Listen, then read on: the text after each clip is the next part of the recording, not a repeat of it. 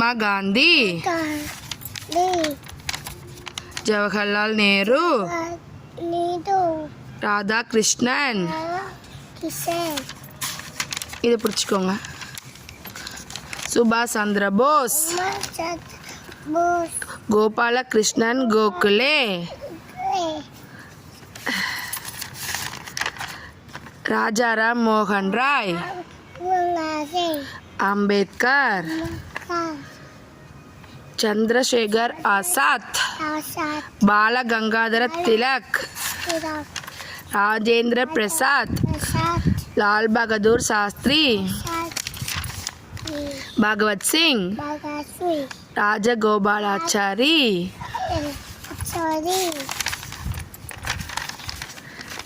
Morarji Desai, Sardar Vallabhbhai Patel, Kamarajar.